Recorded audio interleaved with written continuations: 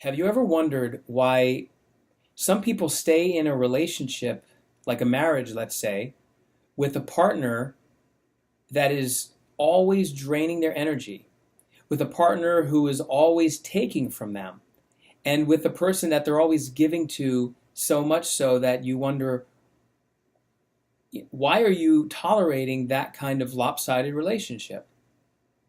Why? A codependency. That's the reason. I'm Todd Goodwin, and I want to explain this relationship phenomenon and how a codependent relationship is very similar to a compulsive habit. And the solution is also similar. Now, let's paint a picture. We have two people in a marriage, let's say. And let's say you have the husband who is what we'll call a top dog, and the wife we'll call the underdog. The top dog, he is, let's say, very functional, professionally successful, brings in the majority or all the money, and is going out of his way to help his wife. Now, she may be fully capable of earning money. She may be fully capable of pulling her own weight or not. It doesn't matter. Classically, codependent relationships defined a relationship like this where the underdog was addicted to some form of substance, alcohol, drugs, something like that, and the top dog person enabled this underdog by bringing their alcohol or getting their cigarettes or securing their drugs, whether prescription or street drugs, and in a way keeping them stuck like that. And it has since been expanded over the years to include any kind of relationship where both people are locked in to this pattern. So this top dog, in this case, let's say the husband, is expending extra amounts of energy and time to help this underdog to help his wife. Meanwhile, she is predominantly the taker in the relationship, and so she's receiving a lot, he's giving a lot. Now, on the surface, it looks like she has a really good deal and he's being taken advantage of. However, it's not true. If you look a little deeper, you will realize that both parties are getting some benefit from it. The obvious benefit is that the wife, the underdog, the taker here, that she is able to sit down and let him do all the work. He's going to work, he's earning money, she gets to enjoy the fruits of his labor without contributing anything. And by the way, this is just one example. There can be many codependencies. It could be a mother and an adult son living at home. It could be even in a business partnership.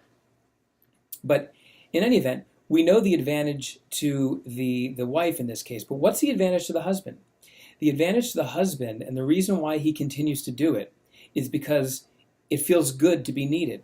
It feels good to be the rescuer, the superhero, the successful person. And sometimes it benefits the ego of the husband in this case to know that he is productive, he is successful, and he is functional. In many ways, he's hyper-functional to compensate for her under-functioning. So even though he says he loves her and he wants to help her, on some level, the benefit he's getting is that he feels like he's the better person. So his ego is benefiting from always being the Superman to help her out. Now, both people get the benefit, as you now understand. Both people also have the pain from the experience. Now, your obvious thought would be, well, his pain is that he's constantly putting himself out for her. But what's her pain? Her pain is that by being enabled, she becomes dependent on him.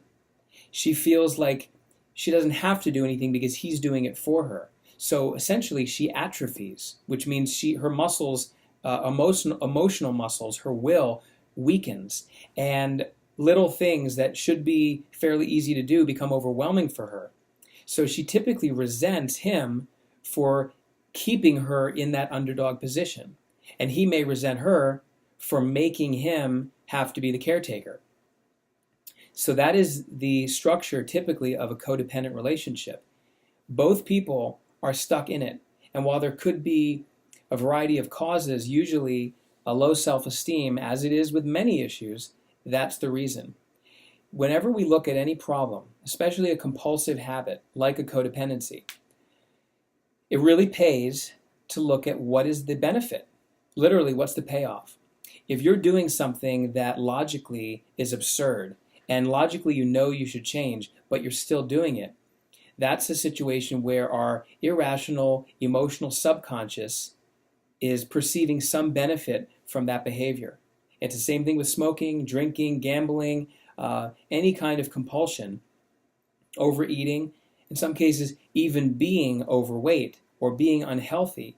If someone is enabling you, if someone is coddling you, supporting you, taking care of you, that's a pretty good payoff to stay where you are. It doesn't matter how uncomfortable the situation may be.